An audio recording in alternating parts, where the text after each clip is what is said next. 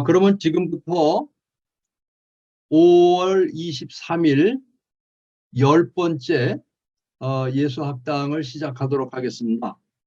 오늘은 104페이지 2번 하나님의 나라는 어디에 오는가부터 시작하도록 하겠습니다. 이 하나님 나라는 어디서 오는가?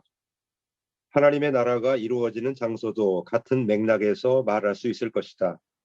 하나님 나라가 어디에서 이루어지는가?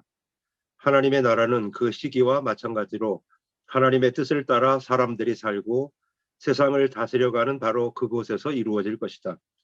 이러한 의미에서 황제의 뜻을 따라 통치되는 로마 제국은 분명코 하나님의 나라가 아니다. 총독과 헤롯 가문에 의해 통치되는 이스라엘도 분명코 하나님의 나라가 아닐 것이다. 심지어는 하나님을 중심 지성소에 모시고 있는 예루살렘 성전조차도 하나님의 나라가 아닐 것이다.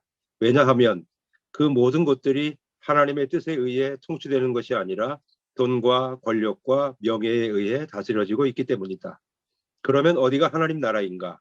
혹은 어디에서 하나님 나라는 이루어지는 것인가?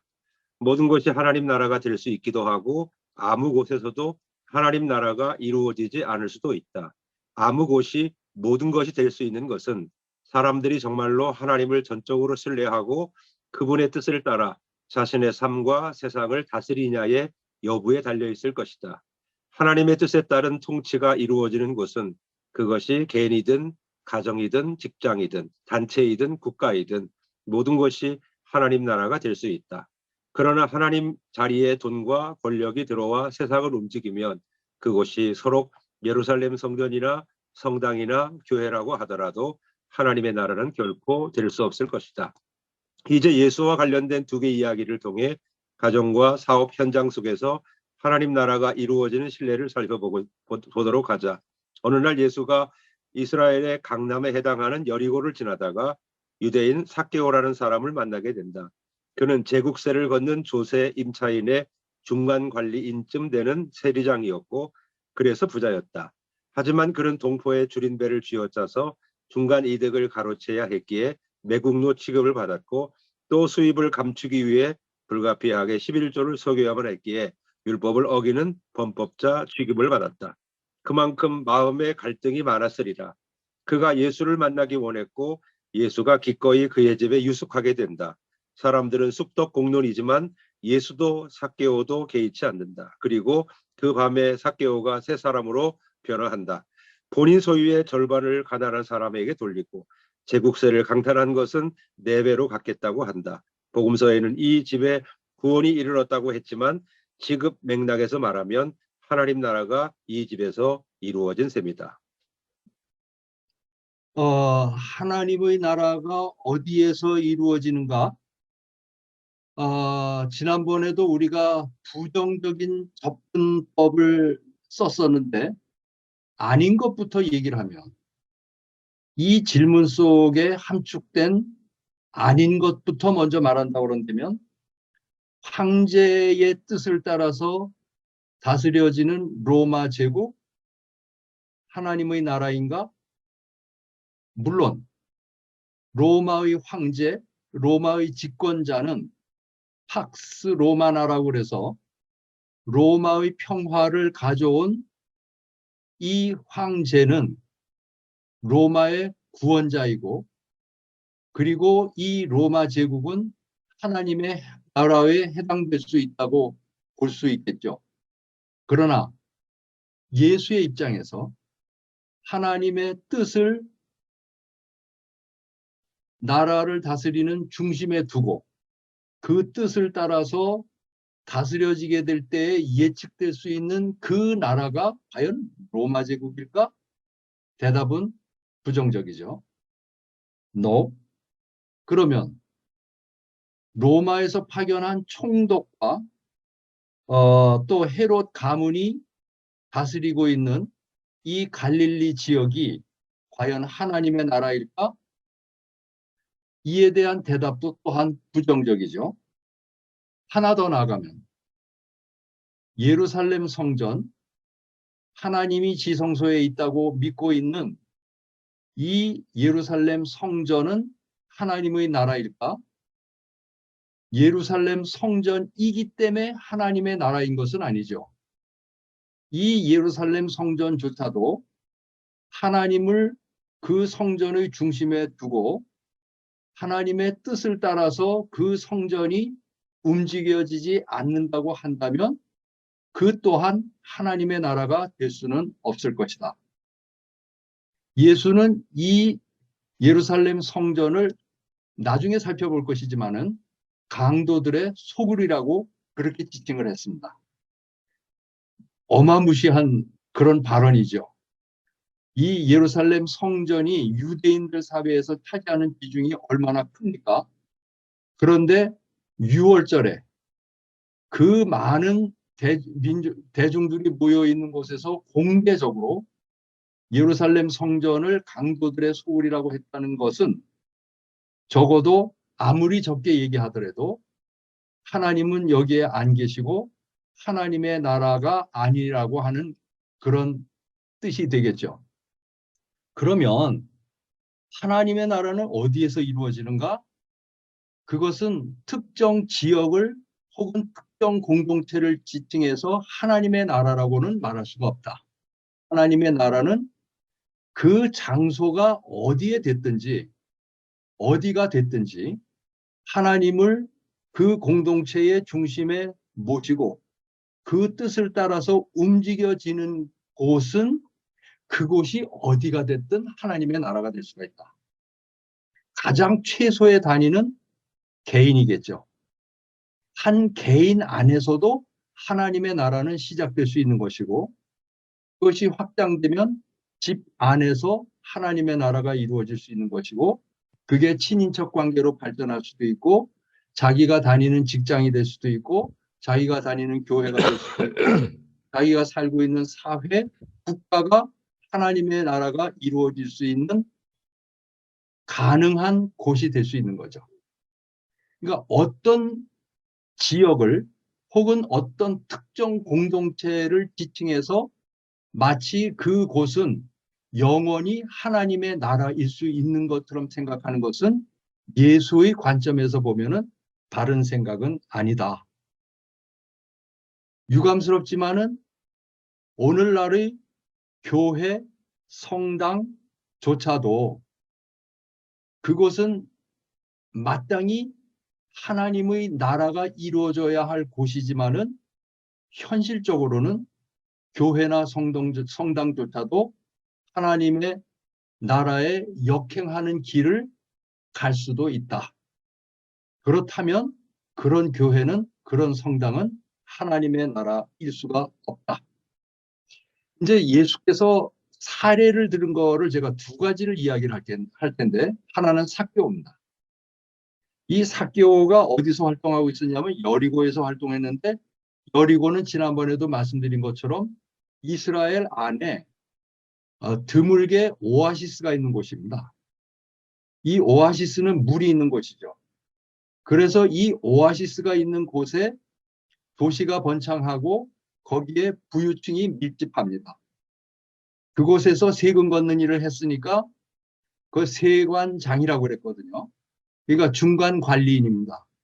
조세 임차인의 중간 관리인인데 아마도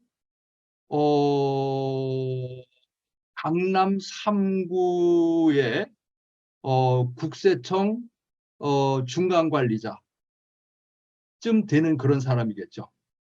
그런데 이 사람이 성경의 기록에 의하면은 직책상 세리장인데 부자라고 그랬습니다.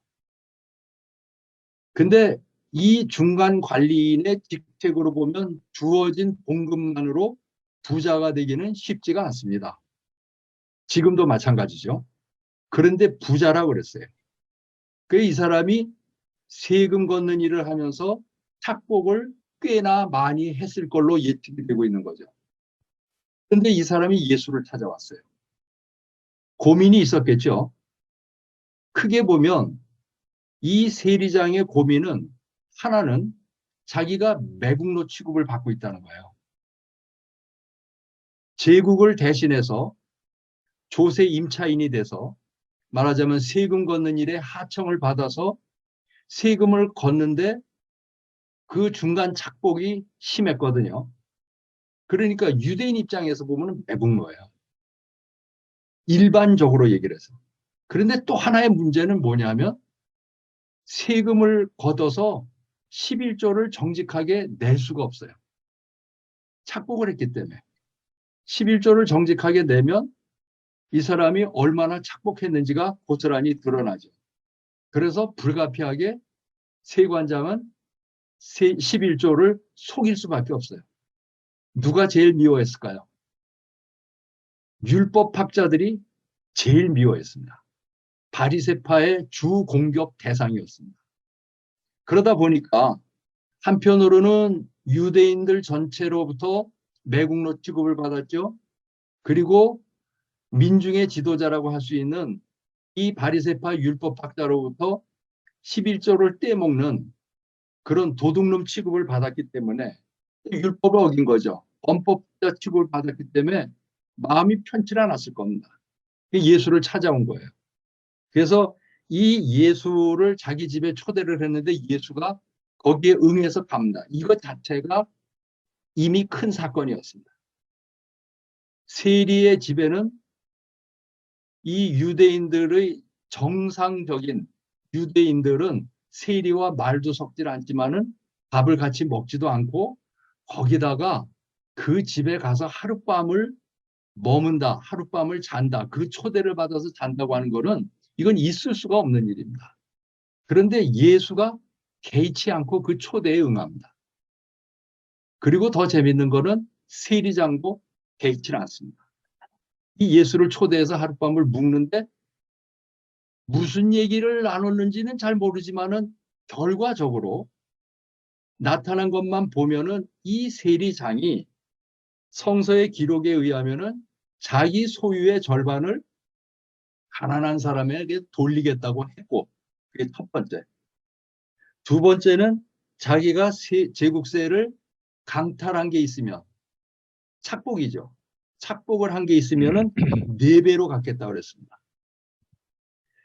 뭐가 느껴지시나요? 엄청나게 해먹었다. 4배를 갚고도 남을 게 있나? 보십시오. 재산의 절반을 돌려줬죠. 그리고 세금을 착복한 거를 4배로 갚아요. 제가 궁금한 거는 그러면 얼마나 남았을까? 사실상 다 내놨다. 이렇게 말해도 지나치지 않을 만큼 이 세리장으로서는 모든 것을 포기했다라고 할 수 있는 정도의 결심을 했죠. 여기에 대해서 예수가 했던 말, 이 집에 구원이 임했다. 아마 여러분들도 젊은 시절에 교회에서 이제 교회 다니면서 목사님으로부터 오늘 이 집에 구원이 임했다 하는 이 표현을 많이 들었을 겁니다. 근데 이것은 누군가가 오늘부터 예수 믿기로 결심했다. 오 해서 이 집에 구원이 임했다라고 얘기한 게 결코 아닙니다.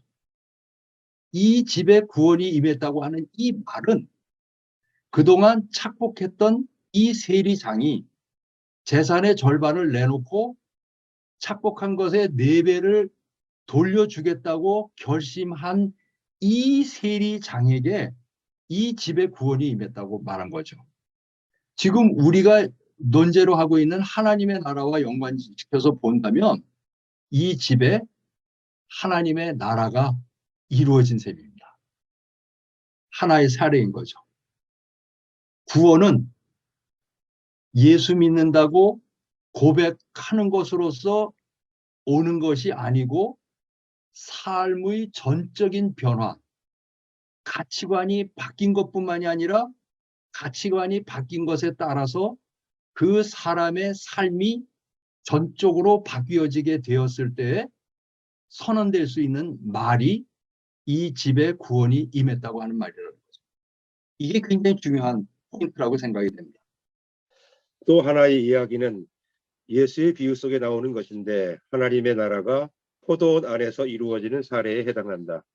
포도원 주인이 이른 아침부터 오후 5시까지 5차례에 걸쳐 일꾼들이 모여있는 장터, 오늘날의 인력시장으로부터 포도원에서 일할 일꾼들을 데려온다. 그런데 특이한 것은 모두에게 동일한 일당을 약속한다. 저녁에 일을 마친 후 주인은 관리인에게 마지막 온 사람부터 임금을 계산하게 한다.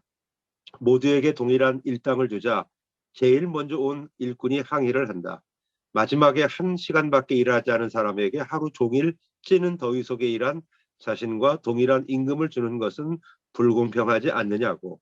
이에 주인은 당신과 약속한 일당을 주었으니 내가 당신에게 부당하게 한 것이 없지 않느냐고 하면서 모든 일꾼에게 동일한 일당을 주는 것이 자신의 뜻이라고 말을 맺는다.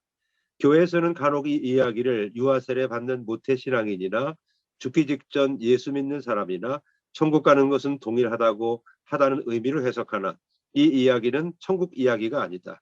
포도원 현장에서 임금 계산하는 방법에 관한 이야기이다. 생각해보라. 왜 어떤 사람은 일찍 뽑히고 왜 어떤 사람은 오후 5시가 되도록 뽑히지 못했겠는가? 또 오후 5시가 되도록 장터를 떠나지 못한 그 일꾼들은 왜 그 자리를 지켜야만 했을까? 그리고 마지막 1시간밖에 일하지 못한 그 일꾼들에게 아침 일찍 온 일꾼들과 동일한 임금을 지불한 주인은 왜 그렇게 했을까? 이 세 질문에 대한 대답은 독자에게 맡긴다. 중요한 것은 만약 하나님 나라가 포도원에서 이루어질 수 있다고 한다면 바로 이 포도원 주인과 같은 사람을 통해서 이루어지게 된다는 것이다. 우리가 두 번째로 그 예수께서 비유로 이야기한 사례를 지금 살펴볼 텐데, 이 포도원 주인의 이야기는 너무나 잘 알려져 있고 아마 여기 목사님들은 수도 없이 많이 설교의 주제로 선택했을 그런 이야기입니다. 아는 얘기지만 다시 한번 우리가 상기를 한다면, 이른 새벽에 한 사람이 포도원에 일꾼으로 왔어요. 그리고 9시에 또 왔죠. 12시에 왔고요. 오후 3시에 왔고 5시에 또 왔어요. 짐작컨대 아마 대충 7시쯤 끝나지 않았을까, 이렇게 우리가 예측을 해보고요. 상상이지만 그런 걸로 하고, 지금 현장은 인력시장입니다. 간혹이 아니라 자주 교회에서는 이 비유를 새벽에 예수 믿기로 결심한 사람이나 오후 5시에 예수 믿기로 결심한 사람이나 예수 믿고 천당 가는 것은 그 순서와 상관없이 동일하게 보장이 된다. 그러니 지금이라도 빨리 예수 믿어라. 이런 뜻으로 설명하는 경우가 많습니다. 그러나 이 이야기는 결단코 예수가 나 먼저 믿은 사람이나 나중 믿은 사람이나 똑같이 천당 가는 것은 마찬가지다, 그런 뜻으로 이야기한 것은 당연히 아니죠. 이건 포도원 안에서 일어난 일입니다. 우리나라에도 인력시장이 굉장히 많습니다. 뭐 몇십 개쯤 되는 것 같고요. 그리고 제가 인터넷으로 인력시장의 한국 상황을 이렇게 살펴보니까 아침 새벽에 인력시장에 모이는 인원이 적게는 400명에서부터 많게는 2000명까지 모인답니다. 그림이 그려지시나요? 저는 인력시장에 직접 뭐 나갈 일은 없었습니다만은 협성신학교에 제가 강의하러 가기 위해서 아침에 시청 앞에서 내리면은 북창동을 지나서 세로나 백화점 있는 데 가서 버스를 타고 이제 학교를 가게 되는데, 새벽에 북창동을 지나다 보면 북창동 그 뒷골목에 서울에서 중국집에서 일하실 분들 인력시장이 열리게 됩니다. 그런데 제가 어떤 때 새벽에 일찍 가게 될 때 가서 보면 사람들이 엄청 많습니다. 그런데 또 중간고사나 기말고사 볼 때 조금 늦게 나가보면 벌써 9시, 10시나 이때쯤 돼서 나가보면 사람들이 부쩍 줄어들어 있습니다. 더 늦게 나가면 별로 사람이 없기도 하고요. 그런데 지금 이 상황을 보면은 중요한 거는 이 인력시장에 나가서 포도원 주인이 포도 수확할 사람들을 데려오는데 처음에 한 명이면 될 줄 알고서 데려왔다가 모자라니까 순차적으로 네 사람을 더 데려왔지 않습니까? 그런데 재밌는 것은 여기에 포인트는 일당을 동일하게 약속했다는 겁니다. 실제로 일할 수 있는 시간이 아침 7시에 온 사람은 12시간을 일하겠지만 오후 5시에 온 사람은 2시간밖에 일 못한다는 거 뻔히 아는데 주인이 인력시장에서 일꾼을 데려가면서 동일한 일당을 약속했다는 거예요. 그리고 일이 끝났어요. 그런데 아주 흥미로운 배치는 제일 나중에 온 사람부터 일당을 지불합니다. 그리고 제일 나중에 온 사람에게 하루 약속한 일당을 줬어요. 그러니 앞에 온 사람들이 기대가 있지 않겠습니까? 2시간 일했는데 10만 원을 주네. 그러면 5시간 일한 사람은, 8시간 일한 사람은, 12시간 일한 사람은 이러면서 뭔가 기대가 있지 않겠습니까? 그런데 모든 사람에게 동일한 일당을 준 거예요. 그러니까 아침에 일찍 온 사람이 불만이 있을 수밖에 없죠. 그러니까 불만을 제기한 거예요. 어떻게 2시간 일한 사람과 12시간 일한 사람에게 동일한 일당을 주냐. 그러니까 주인이 하는 말, 내가 당신하고 얼마를 주기로 약속했냐? 10만 원이요. 내가 얼마 줬냐? 10만 원이요. 내가 너한테 잘못한 거 있냐? 없죠. 그런데 뭐가 문제냐? 내가 2시간 일한 사람에게 하루 일당을 준 것이 너를 그토록 화나게 했냐? 그게 내가 잘못한 거냐? 이런 질문이겠죠.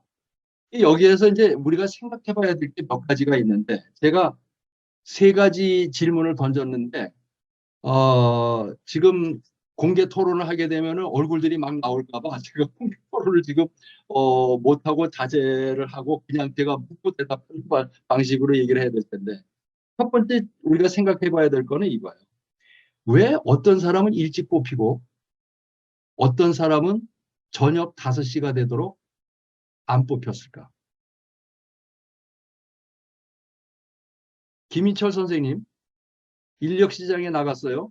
김인철 선생님은 새벽에 뽑힐 가능성이 있어요? 아니면 5시까지 안 뽑힐 가능성이 있어요? 제가 신학교 다닐 때는 새벽에 뽑혔죠. 네, 지금은 잉여인간이죠. 네, 지금 좀 어렵겠죠?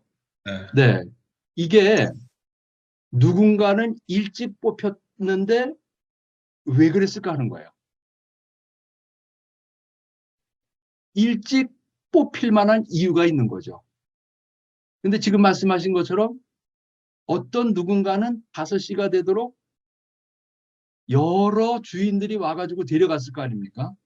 그런데 5시가 되도록 안 데려가는 거예요. 왜 그랬을까?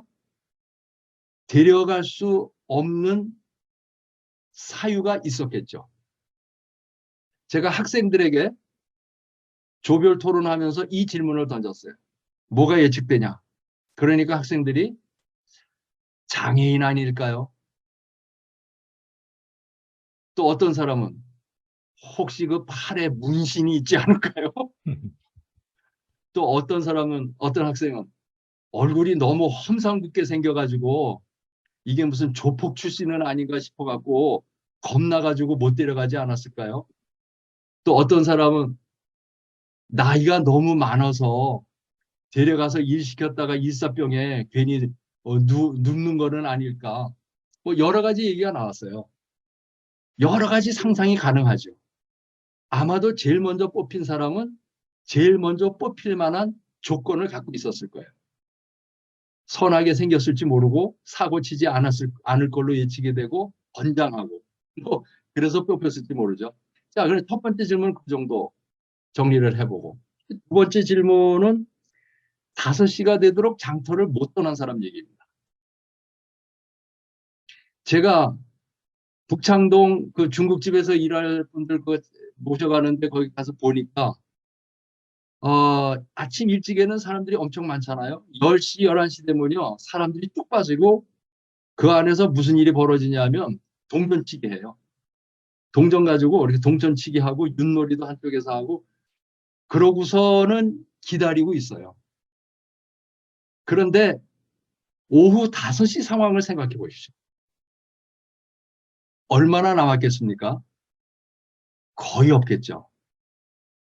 그리고 오후 5시에 사람을 데려갈 가능성이 있겠습니까?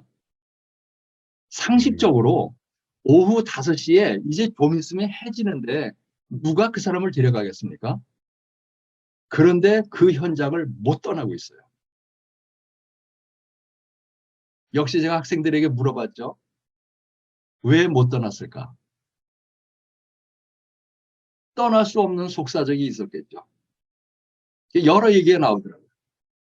아마도 아이 납부금을 내야 될 때가 됐는데 돈은 없고 또 집에 부인이나 아니면 부모님이 병에 걸리셨는데 병원비가 없고 그래서 어떻게든지 돈을 벌어 가야 되는데 그냥 들어갈 수는 없고 지금 데려갈 가능성이 없다는 걸 알지만 떠날 수 없는. 그래서 제가 학생들에서 그런 얘기를 했어요. 너희 아버지가 이런 상상은 참 하면 안 될 상상이지만 너희 아버지가 인력시장에 나가서 오후 5시가 되도록 그 자리를 떠나지 못하고 있는 걸 네가 새벽부터 가서 오후 5시 그때까지 숨어서 지켜봤다고 생각을 해봐라. 네가 어떻게 됐을 것 같아? 아마 오열을 했을 것이다. 울음이 터졌을 것이다. 그렇죠? 우리 아버지가 식구들 하루 벌어야 먹고 살기 때문에 인력시장에 나갔는데 5시까지도 데려가는 사람이 없는데 그 자리를 못 떠나고 거기에 서성거리고 있는 그 아버지를 우리가 지켜봤다 그런다면 정말 눈물 없이는 볼 수 없는 그런 장면일 겁니다. 그렇죠? 세 번째, 1시간밖에 일하지 못한 그 일꾼에게 아침에 일찍 온 사람과 동일한 임금을 준 이 주인은 왜 그랬을까? 이것도 정답이 있는 건 아니에요. 예수는 이 질문을 던진 거죠, 사람들에게. 학생들의 대답, 아침에 온 사람이나 저녁에 온 사람이나 하루 일당이 필요한 거는 똑같지 않냐. 상당히 일리 있는 대답인 것 같아요. 아침에 일찍 온 사람들도 하루 일당이 필요한 거고, 그리고 저녁에까지 떠나지 못한 사람도 하루 일당이 필요한데, 이 주인은 그 사람에게 시간당 페이를 한 게 아니고 1시간 일했으니 10,000원, 2시간 일했으니 20,000원이 아니라 늦게 왔어도 그 사람에게 하루 일당이 필요하다고 하는 이 맥락에서 need base 페이를 한 거 아니냐. 타임 베이스가 아니고 need base.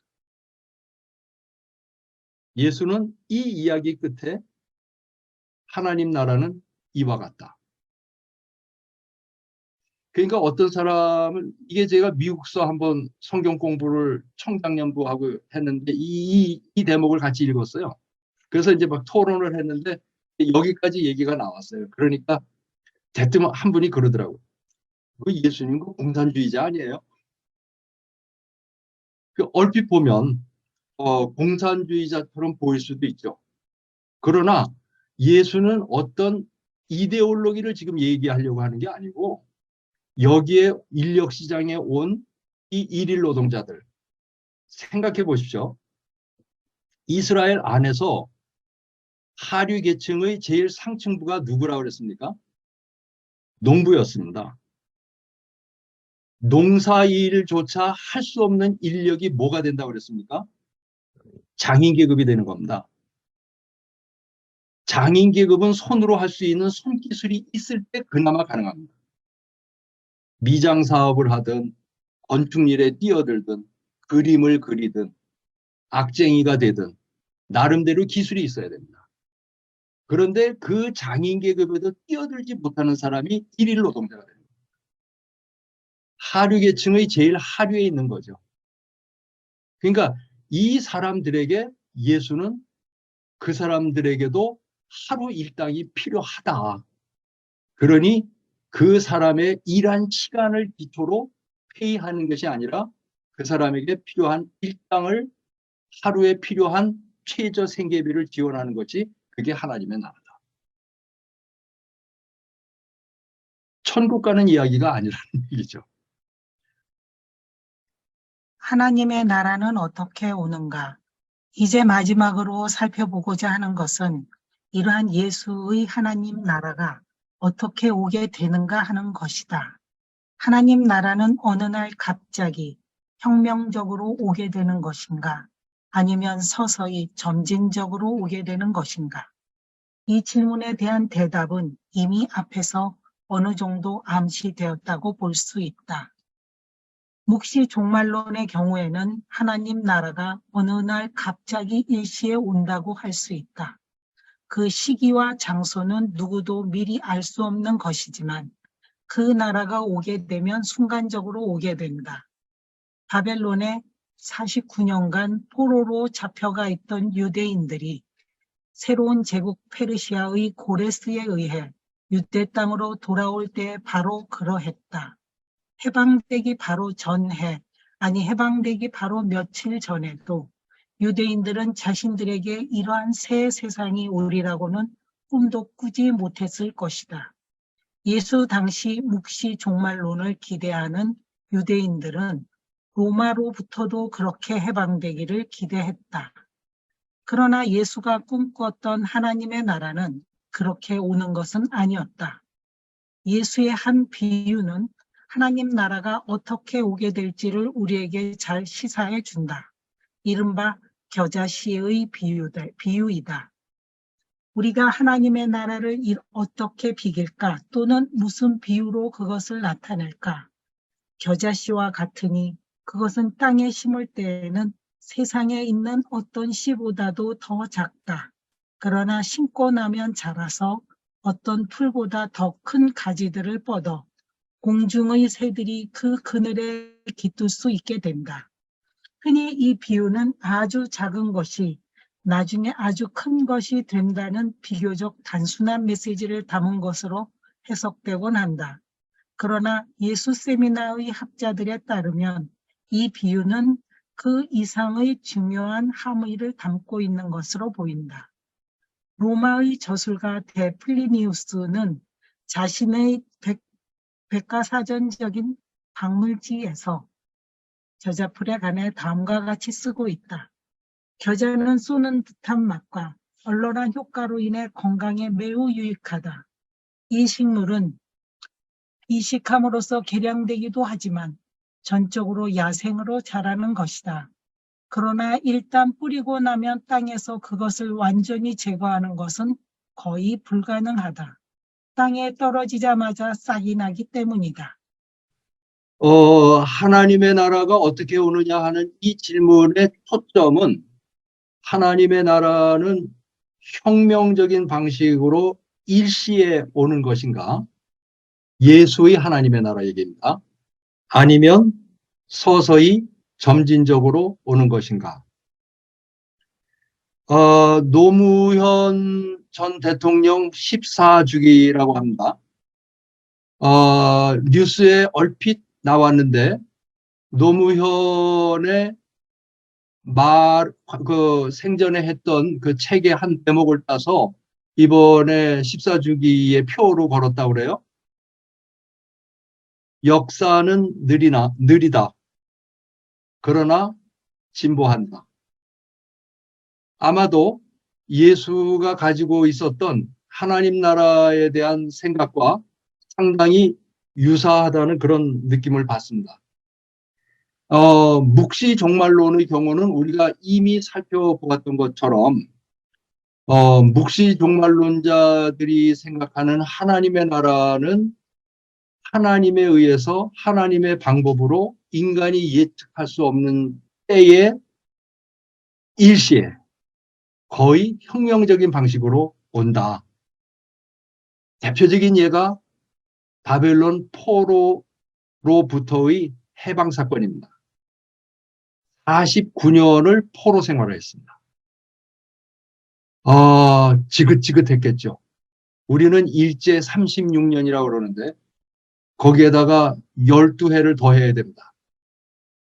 언제 다시 예루살렘으로 돌아갈지도 모르고 그 48년의 기간 동안 노인들은 돌아가셨고 젊은 사람들은 거기에서 태어나서 48년이 되었으니까 가자마자 태어났으면 48세입니다.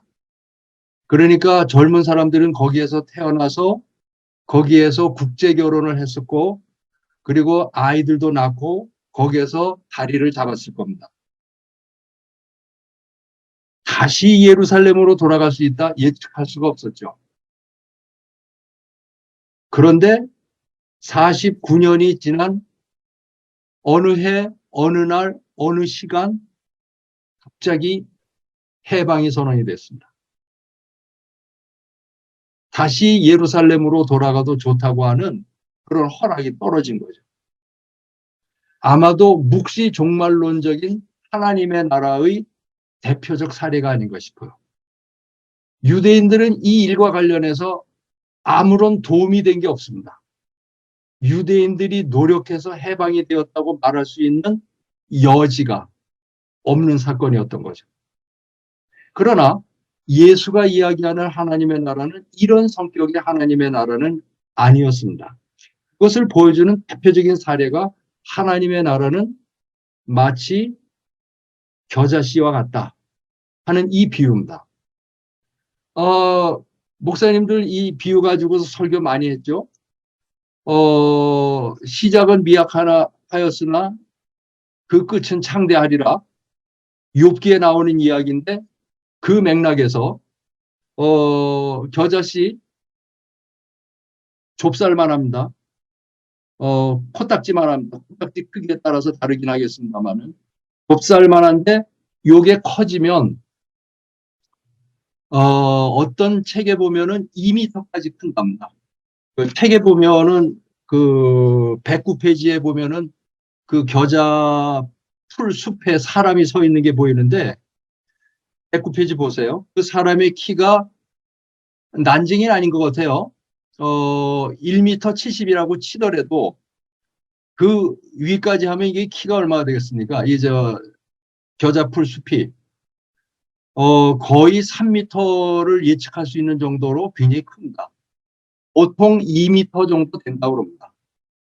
그러니까 생각보다 굉장히 크죠. 우리가 먹는 겨자채도 겨자풀에 속하지만은 우리 겨자채는 손바닥만 해서 쌈 싸 먹습니다. 그러나 이스라엘의 아열대 지방에서 자라는 야생 겨자는 관목이 아니고 풀인데 관목처럼 커집니다. 그렇기 때문에 이게 아주 작은 좁쌀할 만한 것이 2m 넘게 커지는 이 겨자씨를 하나님 나라에 비유했는데 보통은 지금까지 아주 작은 것이 엄청나게 커지는 거, 작게 시작했지만은 큰 결과를 이루는 것으로 하나님 나라를 쉽게 설명을 해왔습니다. 그런데 이 예수 세미나에 속한 사람들이 아까 거기 플리니우스의 박물지라고 하는 백과사전 같은 데서 이 겨자에 관한 글을 찾아냈는데 거기에 보면 일단 우리가 아는 것처럼 겨자는 쏘는 맛, 얼얼한 맛, 그래서 겨자 많이 먹으면은 멍해질 정도로 그렇게 쏘는 맛이 있죠. 그런데 이게 문제는 작게 시작하는데 이게 정원에서 키우는 식물이 아니고 야생 식물이라고 하는 점 첫 번째. 그리고 이게 한번 던져지면 굉장히 빠른 속도로 큰대요. 풀인데 굉장히 빠른 속도로 큰대요. 그리고 이게 얼마나 빨리 자라는지 이게 농사 짓는 사람들은 이 겨자 때문에 골칫덩어리래요. 왜 그러냐 하면 이게 크게 숲을 이루어갖고 그 근처에 새들을 불러들인답니다. 그래서 거기에서 은신하고 있다가 농작물이 잘 돼가지고서 먹을만 해지면은 가가지고 습격을 해가지고 이 농산물을 초토화시킨대요. 그러니까 얼마나 새도 얄밉지만은 그 새에게 은신처를 제공해주는 이 겨자 풀숲이 얄미운 거죠. 그런데 이거를 뽑아서 버리면은 얼마나 빠른 속도로 퍼지는지, 뽑아서 버리면은 저쪽에서 또 나고, 뽑아서 버리면 저쪽에서 또 나고, 그렇게 해서 한 번 겨자 풀숲이 이루어지면 그 일대가 겨자 풀숲으로 퍼진다는 거예요. 민들레 아시죠? 민들레가 한번 퍼져서 호치가 날아가면은 여기저기 민들레가 생기면서 그 주변을 민들레 밭을 만들어 버리잖아요. 저는 저희 집사람하고 같이 가끔 강매천을 걷다 보면은 한쪽에 민들레가 있는데, 거의 민들레를 일부러 심어서 밭을 만든 것처럼 민들레가 이렇게 한 곳에 모여 있는 걸 볼 수가 있는데, 마치 민들레처럼 심지 않아도 스스로 퍼지고 빠른 속도로 크고 뽑아서 버리는 것보다 자라는 속도가 어쩌면 더 빠른 것처럼 느껴질 정도의 그런 야생초라는 거죠. 그런데 이게 새들이 와서 응고하고 있다가 농산물을 초토화시키기 때문에 농사꾼들로서는 아주 골칫거리다. 하나님 나라는 이와 같다. 그러니까 이게 이제 이것을 예수가 하나님의 나라를 얘기하는 것은 로마 제국도 아니고 헤롯의 독재 국가도 아니고 대제사장의 성전 국가도 아니고 또 율법학자들의 율법 국가도 아니고 총독이 통치하는 그런 총독 국가도 아닌 하나님의 뜻에 의해서 지배되는 새로운 세상이거든요. 그런데 이러한 새로운 세상은 겨자풀과 같다? 뭘 뜻하겠는가? 예수는 설명하지는 않았어요. 그냥 겨자씨와 같다고 했죠.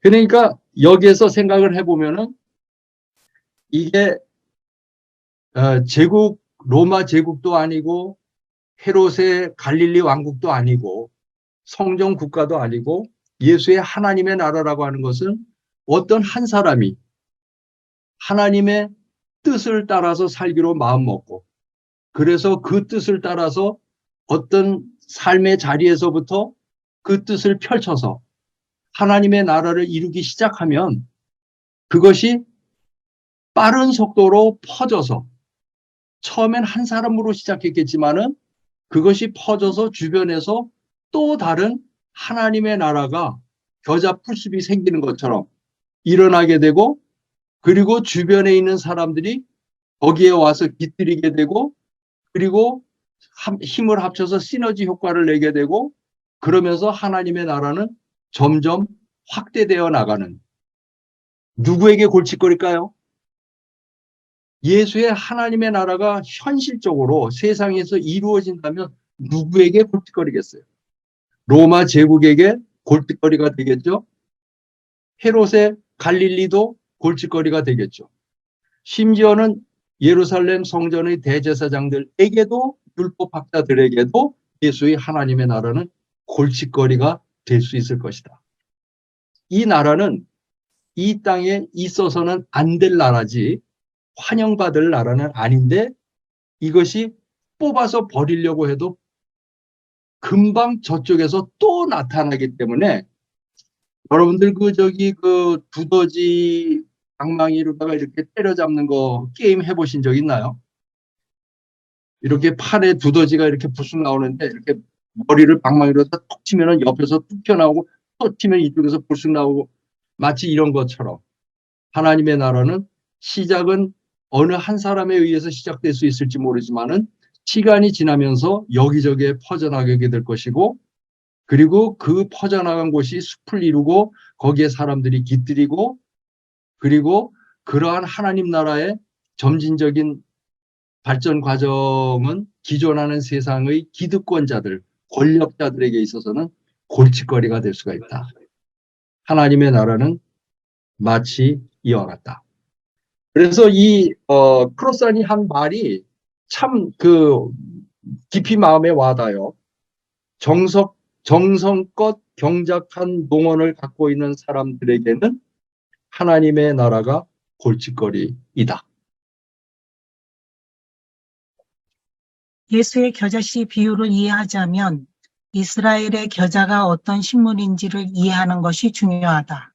한국에도 손바닥만한 겨자채가 있어 즐겨 먹지만 이스라엘의 겨자는 야생식물로 씨 자체는 좁쌀알 만한 작은 것이지만 자라면 1m 이상 되는 큰 풀이 된다고 한다.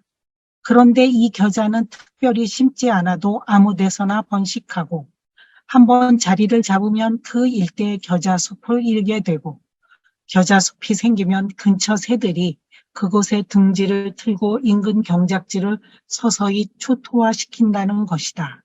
그래서 농부들은 농사를 망치게 하는 겨자를 매우 싫어한다고 한다. 그리고 겨자를 실제로 씹어 먹으면 톡 쏘는 맛과 함께 혀를 얼얼하게 할 뿐만 아니라 한꺼번에 너무 많이 먹으면 정신을 잃게 할 수도 있다. 겨자씨에 대한 설명을 듣다 보면 예수의 하나님 나라에 대한 그림이 그려진다.